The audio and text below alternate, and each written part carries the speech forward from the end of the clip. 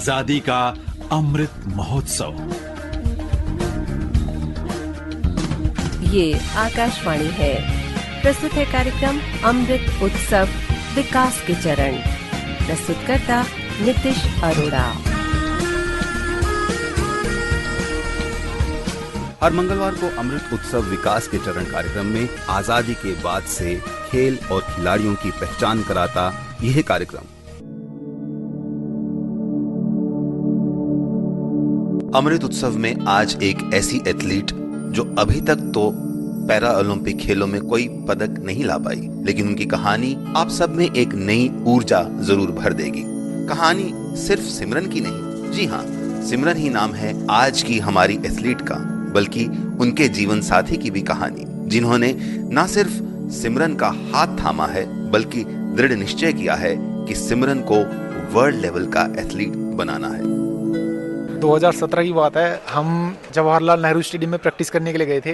दोपहर का टाइम था, 1:15 बज रहा होगा सिमरन उस टाइम पे। तो मैं सिमरन का ट्रायल लेने के लिए वहाँ पे आया था कि सिमी आज तुम्हें यहाँ पे 150 मीटर लगानी है। 19 की लगाई थी सिमरन, 19.94 की सिमरन। तो सिमरन को मैं इंडिया कैंप की तरफ ले गया। सिमरन बोल रही, अरे यहाँ पे कौन रहता है, उसमें AC वगैरह खूब अच्छे तरीके से बना रखा है उसको। मैं बोला सिमरन एक दिन तुम भी यहाँ रहोगी। इसके मन में काफ़ी था, और कितने बड़े खिलाड़ी होते होंगे जो यहाँ पे आते होंगे, ओलंपियंस।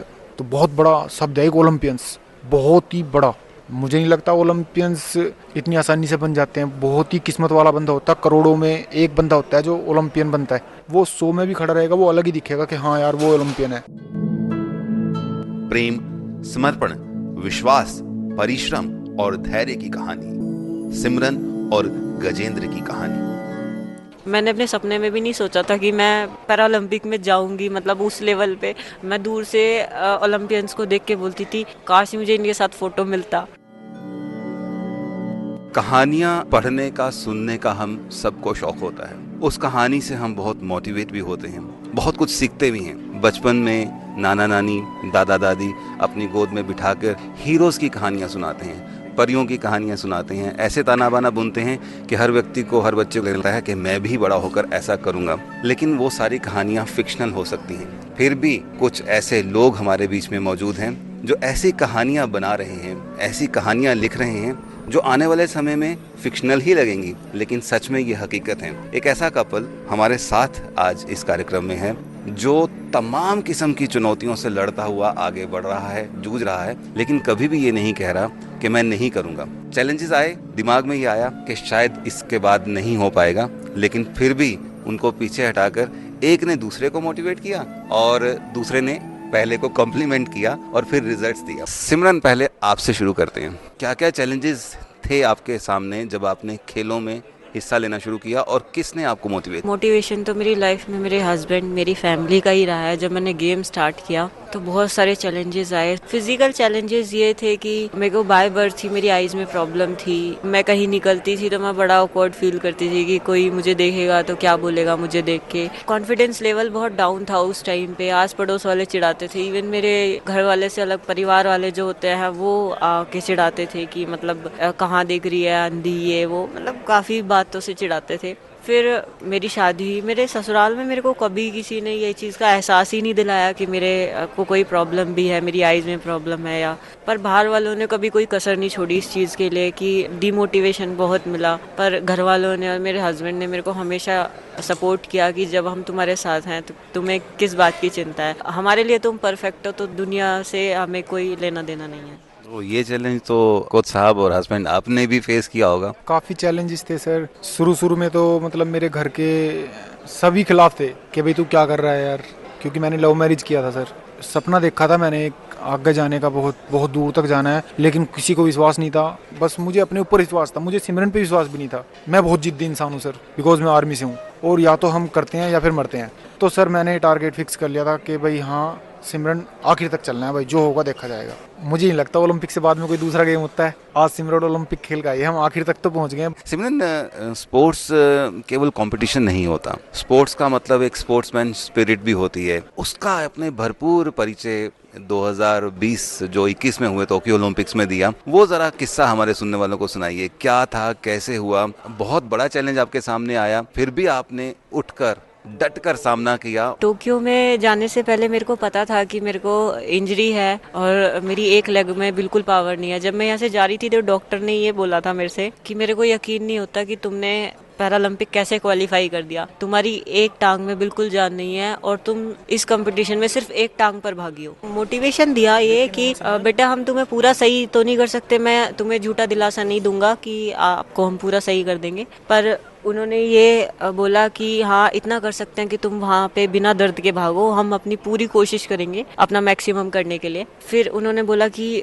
अभी तो एक टांग पे भाग रही हो, जब दोनों टांग पे भागोगी तो सोचो कितना तगड़ा भागोगी। डॉक्टर ने उन्होंने मुझे बहुत सपोर्ट किया, बहुत मोटिवेट किया। मैं तो एक तरह से हार ही गई थी जब मुझे MRI आया, मुझे पता चला, क्योंकि जब तक प्रॉब्लम का पता नहीं चलता तब तक ये रहता है कि काश ऐसा ना हो, क्या पता ऐसा ना हो। पर जब प्रॉब्लम ही सामने आ गई कि मेन, फिर मुझे लगा मैं पैरालंपिक्स में कैसे दौड़ूंगी, कैसे परफॉर्मेंस दूंगी। पर वहाँ पे भी मुझे बहुत एक्सपीरियंस मिला। एक इतने ऊंचे लेवल पे जाके ठोकर लगना तो वो बहुत बड़ा एक्सपीरियंस हो जाता है। फिर बंदा कभी गलती करने की सोचता भी नहीं है और एक एथलीट को बहुत फूक फूक के कदम रखना पड़ता। वहाँ जाके भी काफी चैलेंजिंग था, बड़ी मुश्किल से आपने रेस कंप्लीट की। एक्चुअली वो जो कॉल रूम थे वो एयर कंडीशन थे और डॉक्टर ने मुझे बोला था कि आपकी मसल्स खोलना बहुत ज़रूरी है, रेस से पहले आपको बहुत ज़्यादा वार्म अप करना पड़ेगा जिससे कि आपकी मसल्स में हीट होगी तो आपको पेन नहीं होगा। पर एयर कंडीशन कॉल रूम थे तो अपने इंडियन को क्या आदत होती है कि अपर पहन के वार्म अप करते हैं और फिर रेस के टाइम बिल्कुल उतारते हैं।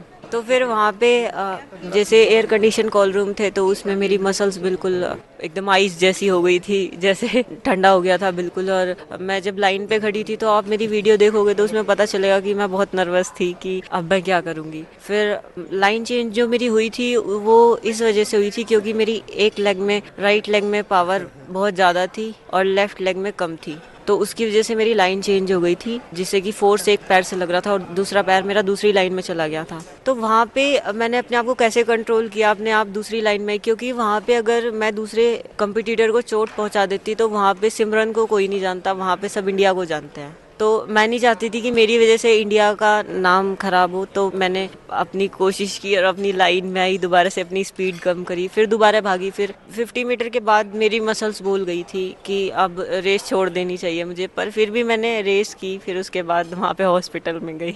टफ जर्नी, और अब आपने डिसाइड कर लिया कि यहाँ रुकना नहीं है। अब आगे के क्या टारगेट्स रखे हैं, कैसे अपने आप को क्या देख रही हैं? 2024 तो टारगेट है ही है, उसमें से कितने मेडल्स, और उससे पहले एशियन गेम्स? अब तो बिल्कुल नहीं रुकना, पहले एक बार हार मान गई थी, अब नहीं मानूंगी। अभी एशियन गेम के टारगेट है, 3 मेडल का टारगेट है एशियन गेम में, और 100-200 लॉन्ग जंप में मैं अपना बेस्ट दूंगी। और वर्ल्ड चैंपियनशिप भी आ रही है तो दोनों एक हफ्ते के गैप में ही है, तो आसपास का। बहुत सारे यंगस्टर्स इस प्रोग्राम को सुन के मोटिवेट होंगे आपसे, आप दोनों की स्टोरी से। क्या कहना चाहेंगे उनको जो कहीं ना कहीं उनको कमी लगती है कि मैं नहीं कर पाऊंगा? कैसे हौसला देंगे, क्योंकि बड़ी जल्दी हिम्मत हार जाते हैं? कुछ भी चीज़ जल्दी में नहीं होती है, कोई भी चीज़ या शॉर्टकट में या जल्दी में हम कुछ भी चीज़ नहीं कर सकते। हर चीज़ के लिए पेशेंस ज़रूरी होता है, तो आपको पेशेंस रखने पड़ेंगे और उनके घर वालों को उनके ऊपर विश्वास रखना पड़ेगा। मैं ये बोलती हूँ जिसके अंदर टैलेंट है उसको सपोर्ट करो, जैसे भी आप कर सकते हो। अगर आप किसी लायक हो और आपको सामने दिख रहा है कि सामने टैलेंटेड बंदा है तो उसको प्लीज सपोर्ट करो, क्योंकि हमारे इंडिया के एथलीट कहीं ना कहीं सपोर्ट में कमजोर पड़ जाते हैं। लड़कियां हैं, गेम नहीं करेंगी या ये नहीं करेंगी, कोई भी आपका प्रोफेशनल है तो उसमें प्लीज उनको सपोर्ट करो।